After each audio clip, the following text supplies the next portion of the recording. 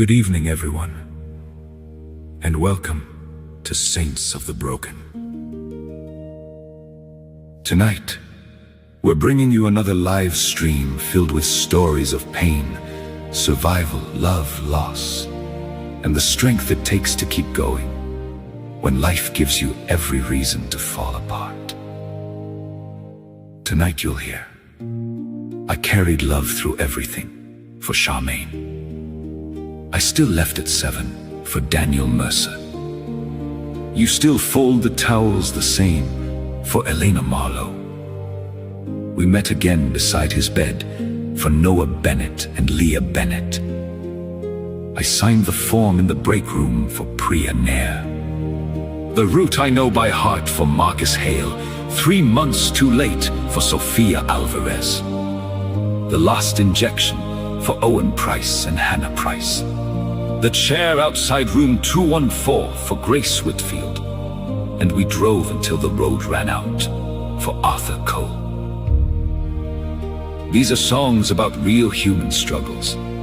The kind of pain people carry quietly. The kind of wounds the world doesn't always see. And the kind of heartbreak that can change a life forever. If you're here tonight carrying something heavy, you are not alone. This is Saints of the Broken, where pain becomes music, from Malta to the world. Let's begin.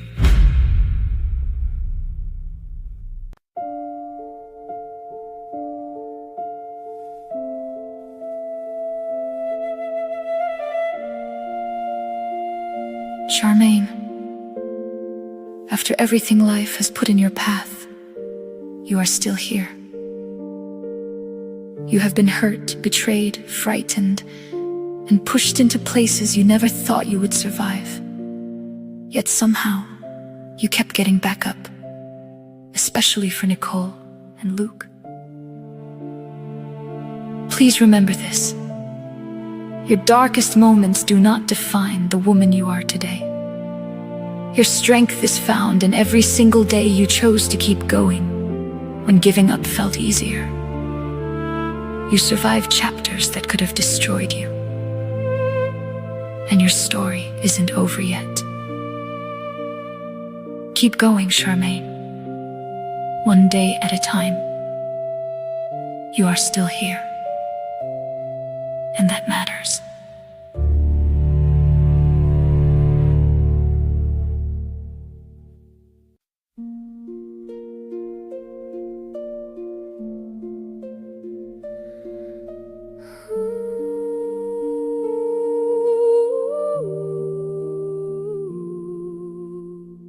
I was still a girl when love learned how to hurt.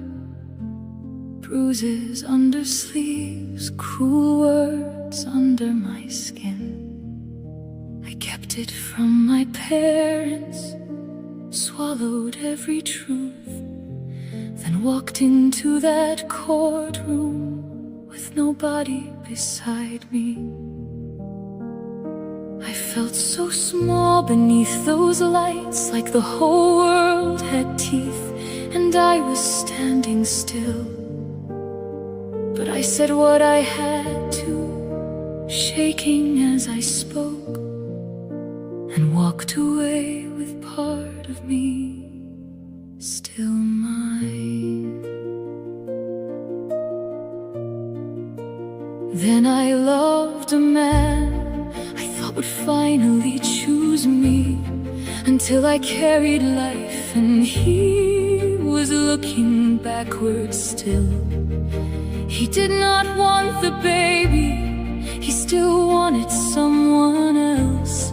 So I learned loneliness with 2 hearts beating. Then Nicole came into this world, tiny and beautiful, and suddenly my empty arms were empty no more. I did not have the love I thought I needed, but I had a little girl who knew me as her home.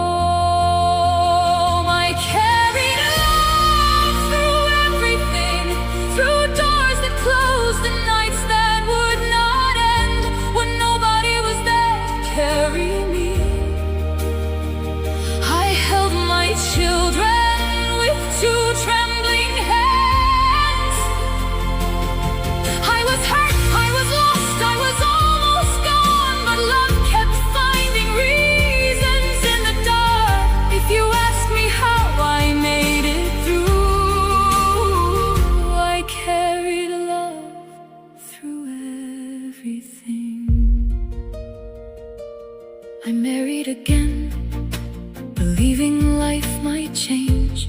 2 months later, Luke was growing under my heart. Then I learned about the coworker and what trust could cost, while his mother made my home another place to hurt. I cried myself to sleep when nobody could hear, trying to be a mother while I barely felt alive. Every time I reached for peace, it moved farther away. Still morning came, I got up, and somehow we survived. In 2014, Nicole's father died of a heart attack. We stood beside his coffin, carrying years of distance. And my daughter leaned down softly, kissed her father goodbye. A mother cannot fix a moment like that with words. You can only hold your child and let the tears arrive. We both needed help to carry what that day had opened, so therapy became another road we learned to walk. There came a time my own mind became a dangerous place. Mount Carmel walls around me, depression at its worst. I reached the edge of what I knew how to survive, and healing did not happen just because I came back home. Years have passed and some days still arrive too heavy. Some wounds do not disappear because the calendar moves on. But I am here, Nicole is here. Luke knows his mother's love. And after everything that tried to break me, I am holding on. I carried love through everything, through betrayal, grief, and every sleepless night. I could not give my children a perfect world, but I kept giving them my heart and all my fight. I was hurt, I was lost, I was almost gone. Still morning kept returning through the dark. My story is not only what I suffered, it is every day I stayed and carried love.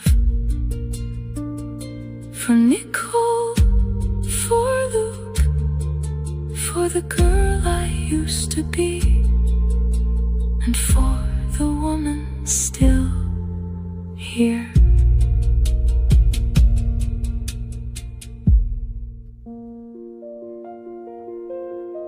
Daniel Mercer, this song is for you. I still left at 7.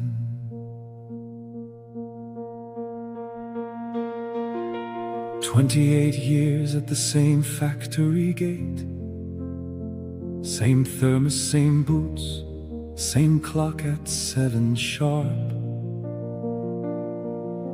Then a manager half my age called me into an office, put a white envelope down and would not meet my eyes. Restructuring, he said, like one clean word, could erase the years I gave that place my back. I drove home slowly, parked 2 streets away, and sat there till 5, pretending I had worked.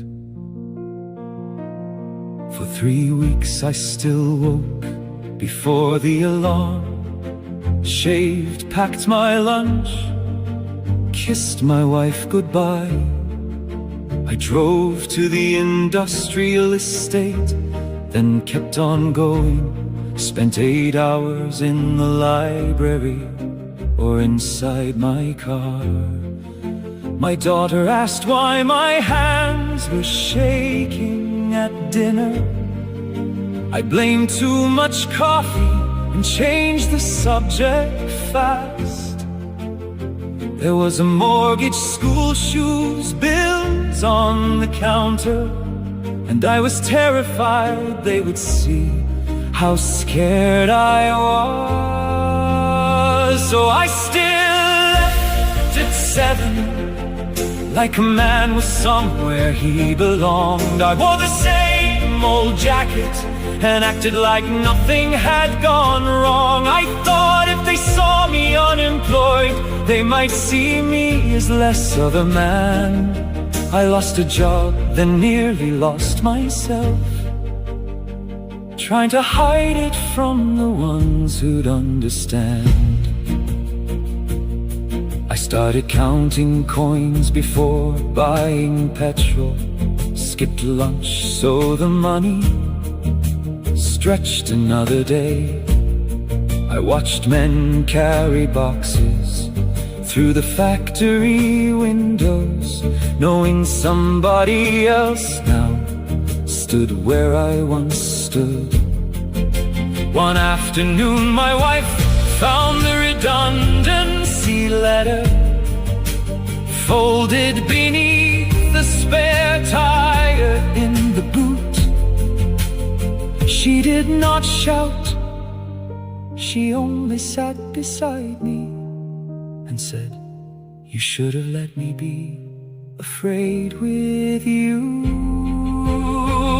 I still left at 7, because shame can build a uniform. It makes you lie to people who love you, just to look like who you were before. But she took that old lunchbox from my hands, set it down and pulled me close. I learned a family does not need your job title. They need the man who keeps coming home.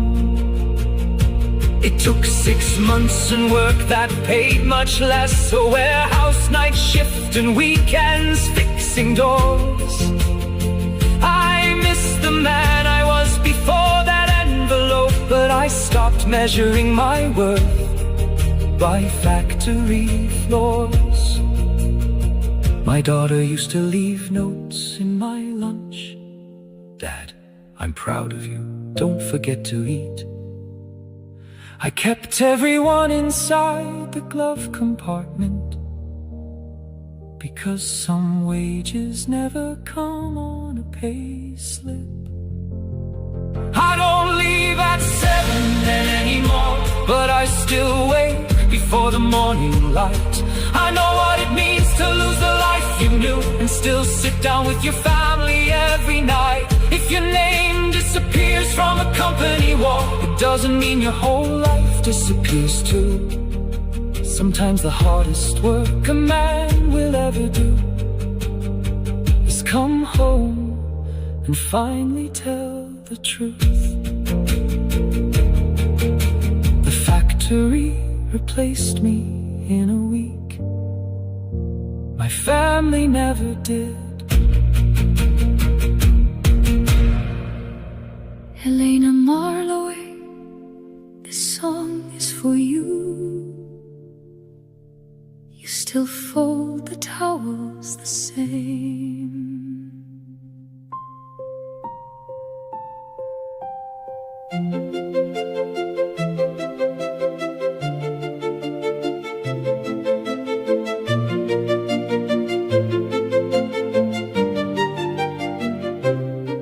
Mom used to know everybody's birthday, every neighbor, every cousin, every name.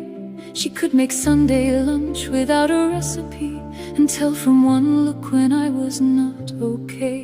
Then she started leaving milk inside the cupboard, calling Tuesday morning Sunday afternoon. The first time she forgot where Dad was buried, I went home and cried where she could not see me. Now I label drawers in thick black marker, teaspoon, socks, medicine, front door key. Some days she calls me by her sister's name. Some days she asks when her own mother will be home. I answer gently intensely, even when it breaks me, because correcting her only makes her scared. Then she picks up a towel from the laundry, folds it in thirds exactly like she always did. You still fold the towels the same, edges lined like nothing changed. Your hands remember what your mind lets go, little pieces of the woman that I know. You may forget the year, the room, my name, but somewhere underneath it you're the same. And every perfect towel upon that chair feels like proof my mother is still there. I stopped taking calls from friends on Fridays, because Fridays are when I wash your hair.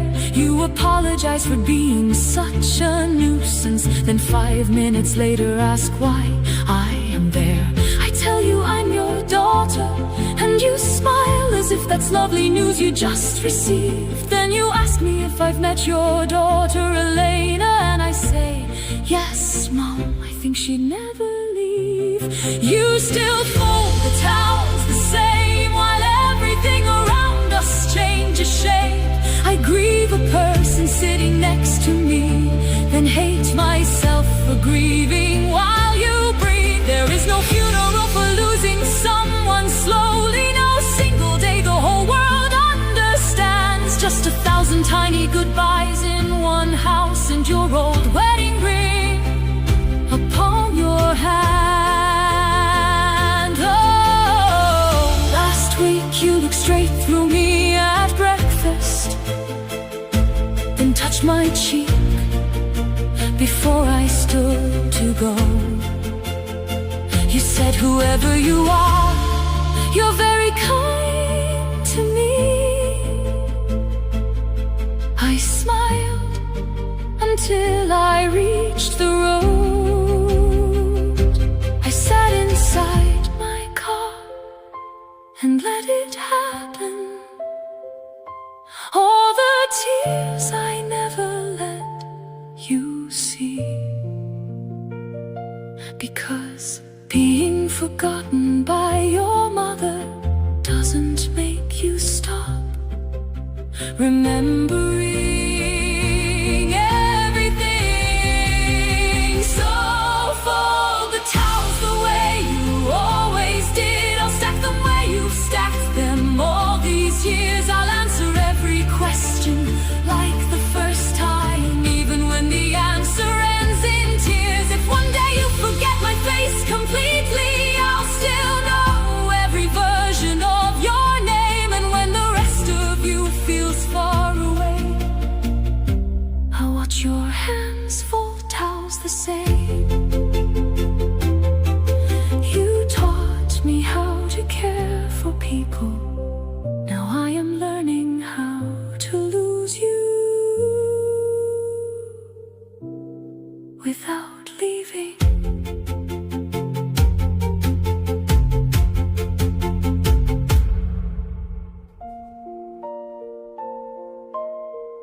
We had not spoken since our mother's funeral. 4 years of birthdays passed through other phones. One stupid argument became a wall between us, and pride made both of us pretend we liked it closed. Then the hospital called at 2:30, said Dad had taken a turn and we should come. I reached the lift and there you were already, holding the same fear I was running from. We met again beside his bed, 2 grown children with things unsaid.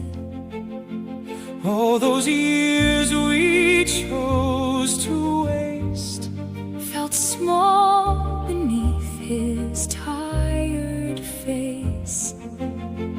He could not fix what we had done. He barely knew that we had come. But when his hands went looking in the sheets, We each took one and finally spoke. Dad always hated when we fought at Christmas. He changed the subject, carved the meat too slow. He once said, when your mother and I are gone, you two are all the family you will know. I rolled my eyes when he said it in the kitchen. You laughed and told him not to be so grim. Now monitors were counting down the silence, and every stubborn year came back with him. We met again beside his bed, And every grudge looked paper thin. you said, I'm sorry, I stayed angry. I said, I'm sorry, I let you. there was no music, no perfect line. Just vending coffee at 5:04. Sometimes forgiveness is two plastic chairs. And nobody leaving the room. He opened his eyes once before morning. He looked from you to me. His mouth moved but no words came. So I told him, Dad, we're okay. We were not okay. But for him, For us, we decided we would learn. he died just after sunrise on a Wednesday. The nurse pulled up the sheet and gave us time. We stood there like the children we had once been. Then you reached out first. And I held on tight. We cleared his house together that weekend. Found 2 birthday cards he never got to send. Inside each one he'd written the same sentence. Please don't wait too long to be friends again. We met again beside his bed. Too late for all the words Dad said, But not too late to choose each other. not too late to become brother and sister again. We lost 4 years we cannot recover. We lost our father before we understood. Pride can keep a family separated Until a hospital room makes the truth look simple. I call every Sunday now. I always answer. Dad was right. One day we were all we had left.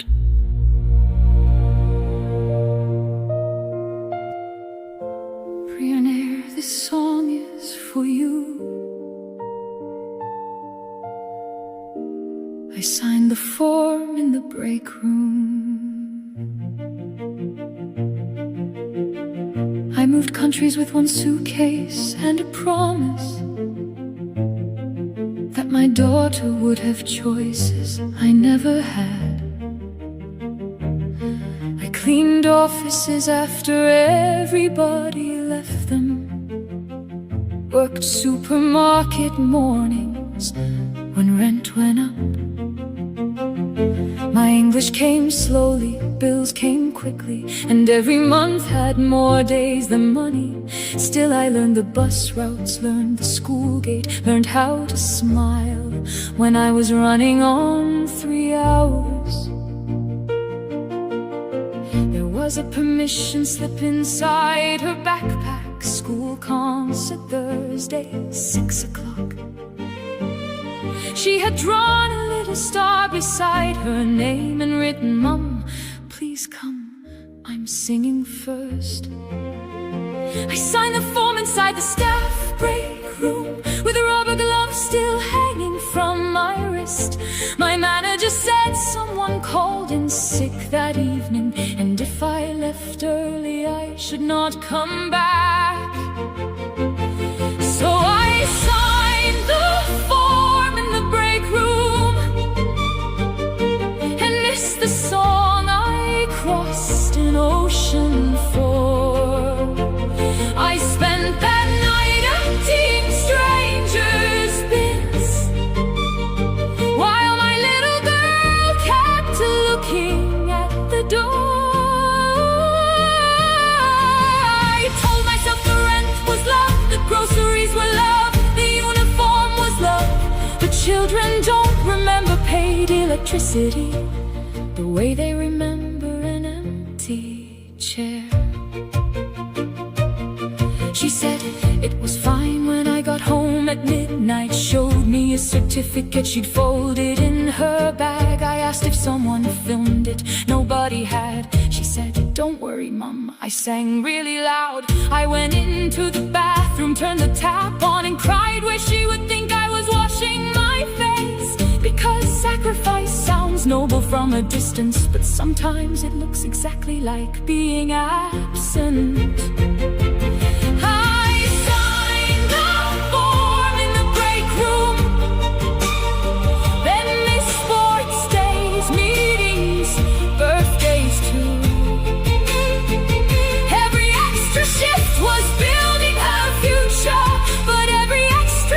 Was time I never knew. I was trying to become the mother who could give her everything I never had. I did not understand that sometimes what a child needs most is simply you. Years later she graduated from university, first in our family in that gown. When they called her name, I stood before anyone, clapping so hard my hands went numb. Afterwards she hugged me in the crowded hallway, whispered, "Mom, this one was yours as much as mine." Then she pulled that old concert certificate from her purse. She had kept it all that time.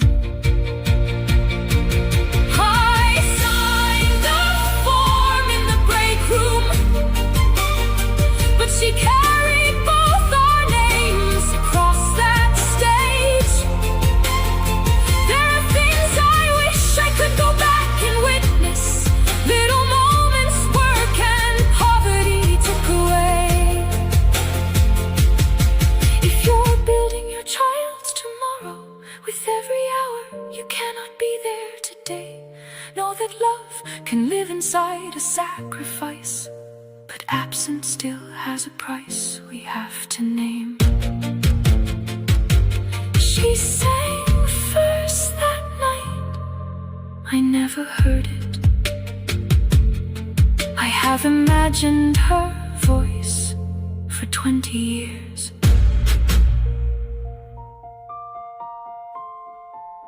Marcus Hale, this song is for you. The road I know by heart. My brother Jamie was born needing more help. Mom knew every appointment, Dad knew every form. I was the older brother who complained about the noise, who wanted friends around without explaining anything. Then Mom died first, Dad followed 3 years later. And suddenly every phone number came to me. The social worker asked if I could manage. I said yes before I understood what yes would mean. Now I know which bus driver waits an extra second, which cafe cuts his sandwich into squares. I know the pharmacy closes 6 on Saturdays, and thunderstorms mean headphones before the rain. I learned his medication, benefit letters, routines, the exact blue cup he'll drink his water from. Some nights I miss the life I thought I'd have, and hate myself because none of this is his fault. I know the route by heart, from our front door to the center and back. Every crossing, every bench, every place he stops when the world gets too loud. He trusts me like he trusted Mom, and that kind of love can scare a man. Because one day I will not be here either, and I don't know who will know the route by heart. I had a girlfriend who tried for almost 5 years, but plans always bent around somebody else's needs. We missed weekends, dinners, one flight to Barcelona. Then one night she said, I love you, but I can't live like this. I understood her, it somehow hurt much worse. Jamie heard the door and asked when she was coming back. I said, I don't know, then made his tea and cried quietly while he watched cartoons. I know the route by heart, but nobody hands you a map for giving up your own. People call you strong, call you devoted, then go back to houses where they can be alone. I love my brother more than I can explain, and sometimes I am tired enough to feel ashamed. Both things can be true inside one person. Love can be heavy without becoming less like love. Last month Jamie learned to make toast himself. He burned the first slice, laughed until he shook. Then he made another and carried it to me. Said, Marcus, I did it, you can rest. 4 ordinary words from my little brother nearly brought me to my knees beside the sink. Maybe independence is not one giant doorway, maybe it's one piece of toast at a time. We'll learn the route by heart, but I'll teach him every turn that I can. The bus number, the pharmacy, who to call when he needs a helping hand. I cannot promise I'll always be beside him. No brother gets to make that kind of vow. So love means helping someone need you less, even when being needed is all you know. Tomorrow we take the bus again. This time he is telling me where to get off.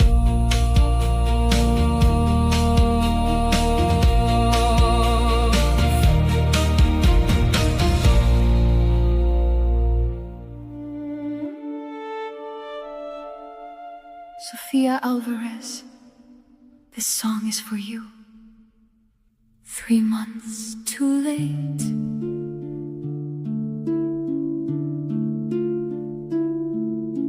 I grew up with one photograph of my mother,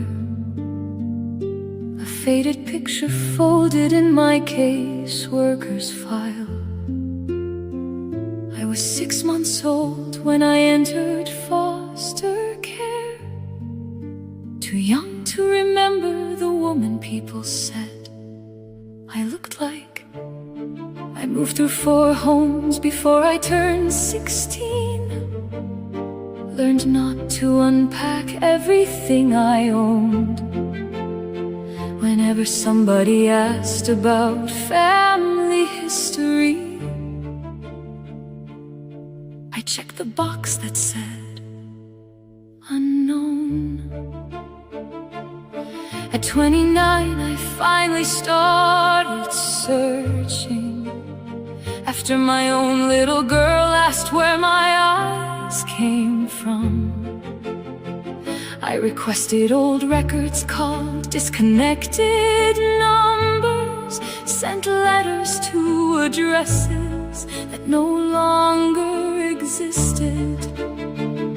For months there was nothing but returned envelopes. Then a woman online said she knew my mother's name. She gave me a town, a church, a married surname. And for the first time the search felt real. I was 3 months too late, 3 months between an answer and a grave. All my life I wondered why she left me, then found her just after she passed away. I had 30 years of questions ready. She had 30 years I never got to hear. Sometimes finding where you came from only shows you what can never reappear.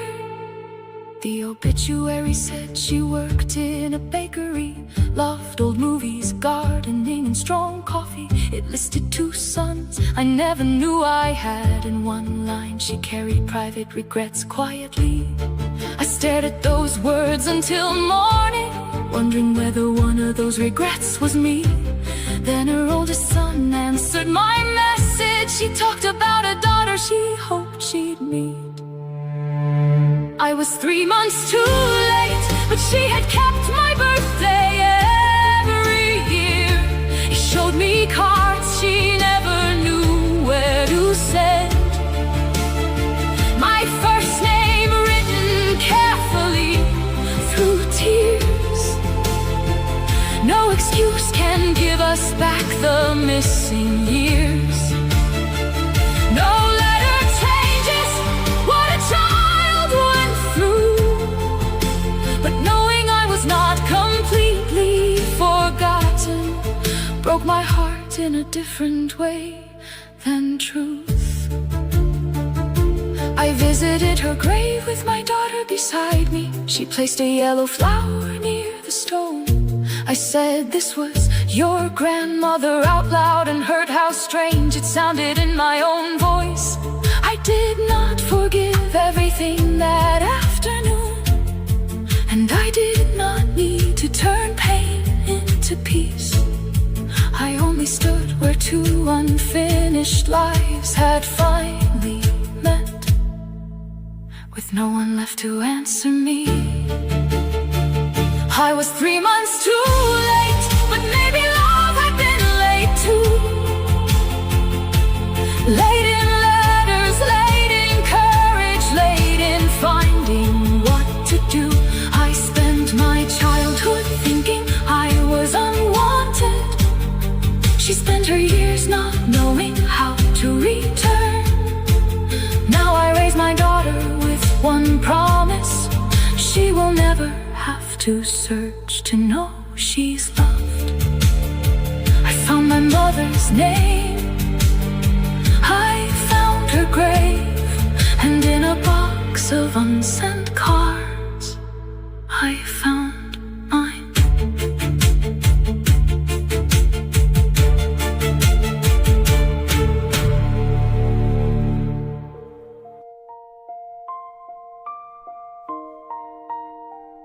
Owen Price and Hannah Price, this song is for you.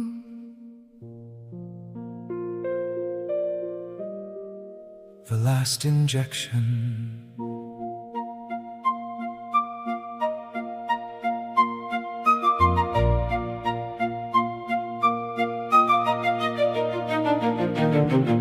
The bathroom drawer was full of needles, dates circled red across the calendar. I learned to read my body like a weather report, every number becoming hope or fear. I learned to mix medication at midnight, how to say we'll try again without sounding scared. I watched you carry the physical part of everything, and hated that love could not take half the pain.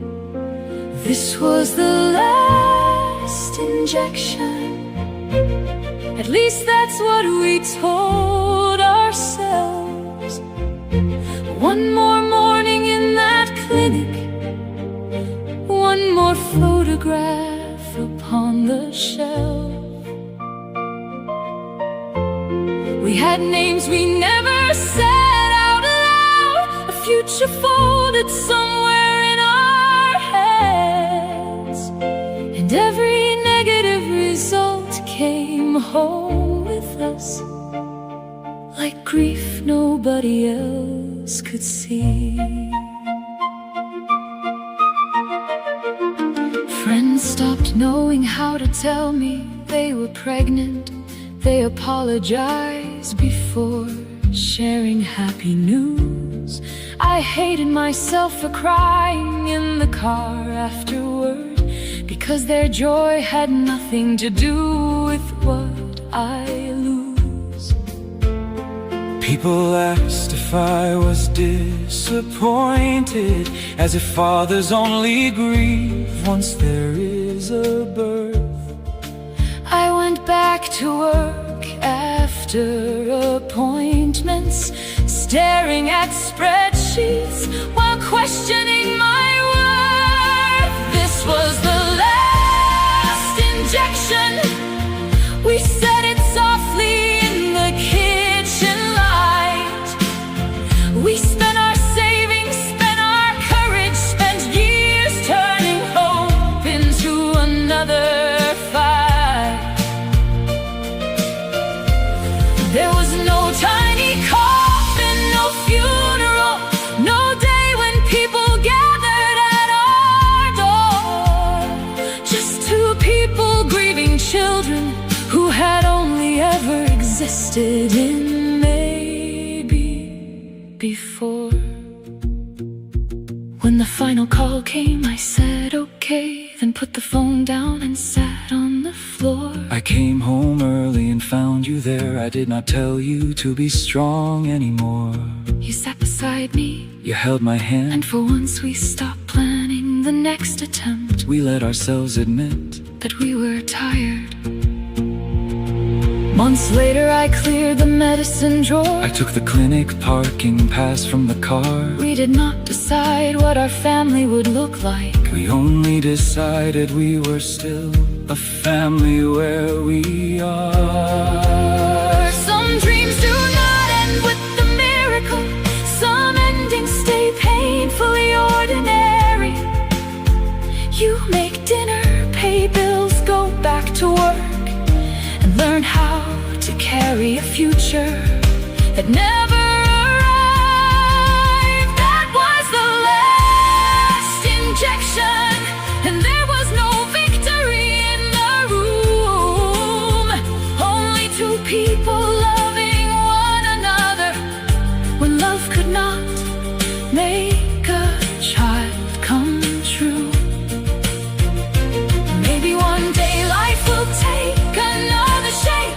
Maybe this is all we know today. But if our hands survive the years of holding hope, they can hold each other through the letting go. I kept one unopened alcohol swab, I kept the first appointment card, not because we want to go back, because it happened, because it mattered.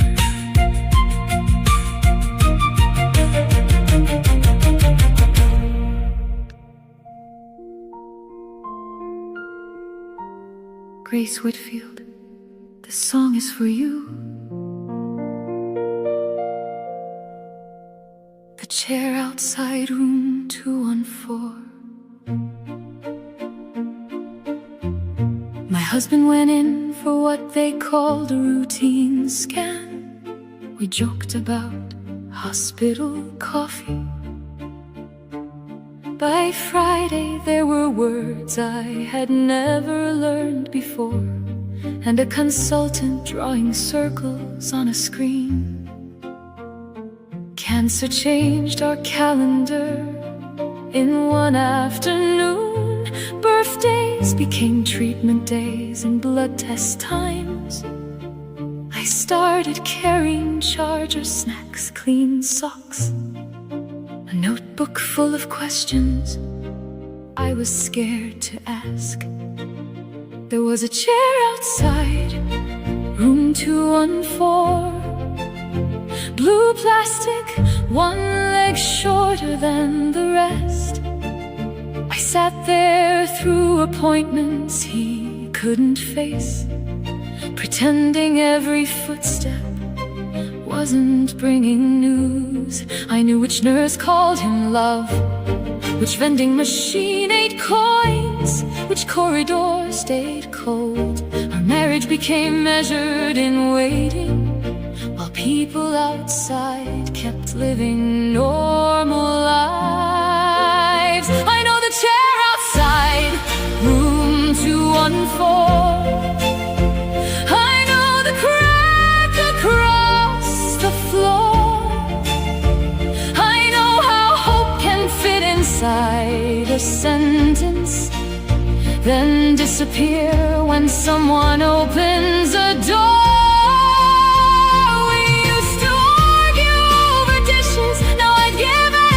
Hear him complain. Illness makes the smallest ordinary moment look like things you should have worshipped every day. He lost weight, then hair, then patience. Said sorry every time I helped him dress. One morning he whispered, I hate you seeing me like this. I said, I have seen every version, I am not leaving this one. At home I slept with one ear open, listening for his breathing in the dark. I stopped saying how frightened I was, because saying it out loud made it feel too sharp. I know the chair outside, room 214, where I signed forms with both hands shaking. There are vows nobody understands at weddings, like learning how to love someone while they're fading. Not every battle ends in beating something. Not every brave person gets more years. Sometimes courage is changing bed sheets, then crying where the person you love cannot hear. The last week he asked to go home. We put his bed beside the living room window. He watched rain collect along the glass and said he missed taking the bins out. That broke me more than every scan. He did not ask for mountains, oceans, one last flight. He wanted one more boring Tuesday in the life we used to call ordinary.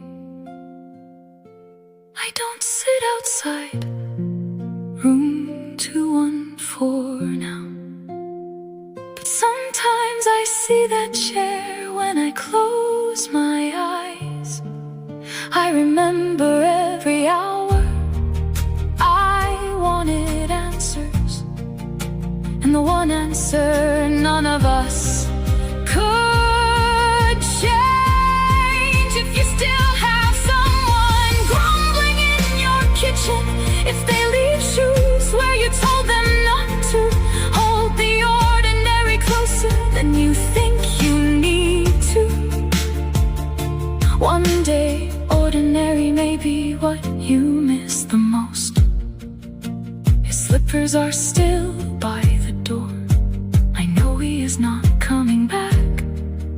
I just haven't learned where else they belong.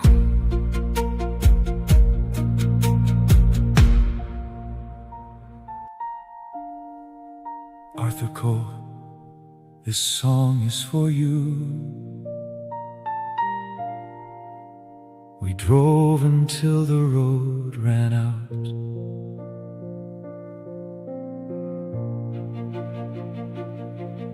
My wife loved the sea before I knew her, before the mortgage children gray in our hair. Every Sunday she'd point toward the coastline and say, one day we'll live close enough to smell it. We never did life, kept needing money. There was always work, a roof, somebody else's need. Then at 63 the doctor said terminal, and suddenly one day became a smaller thing. Treatment made the long trips harder, but on good mornings she still asked for the car. I packed blankets, water, medication, and drove the old road west toward the shore. Sometimes we never made it all the way. We'd stop at a lay-by when she became too tired. She'd lower the window, close her eyes and say, I can smell it from here. That's enough. So we drove until the road ran out, or until her strength did first. No bucket list, no grand goodbye, just the same coast we had always loved. I held the wheel, she held my hand, the radio low, the whole world passing by. When you know time is getting shorter, even traffic lights can make you wanna cry. Our children asked if we needed anything. She told them, come when you can, don't stop your lives. Then spent every evening checking her phone, pretending she was not waiting for their names. They came more often near the end, brought takeaway, old photographs, noisy grandchildren. The house filled up with all the life we'd made, while she grew quieter inside it. We drove until the road ran out, then one morning she could not leave the bed. I opened the bedroom window toward the west and described the sea instead. I told her waves were rough that day, though I had no way to know if that was true. She smiled and said, you always did talk too much. Those were the last clear words I heard from you. After the funeral, I took the same road alone. Her coat was still hanging behind my seat. At the lay-by, where we'd stopped so many times, I turned the engine off and could not move. For 42 years I had someone beside me who made every ordinary journey feel like home. Now the sea was exactly where we'd left it, and I understood how something can stay while everything is gone. I drove until the road ran out, then walked the last few steps alone. The wind was hard, the water gray, nothing looked like heaven, just the coast. I said her name once tore the waves, not because I thought the sea could answer me. I only needed somewhere wide enough to hold the love I could no longer carry quietly. We never bought that house by the sea, but every Sunday, for as long as she could, I took her there. I have not changed your recurring 10 a.m. task, so it remains active.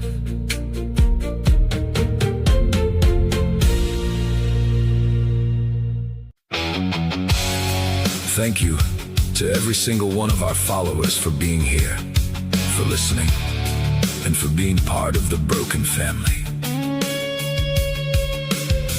If this music means something to you, please help support Saints of the Broken by streaming our songs and sharing them with someone who may need to hear them. Thank you for listening. Saints of the Broken, where pain becomes music. From Malta to the world, Bird.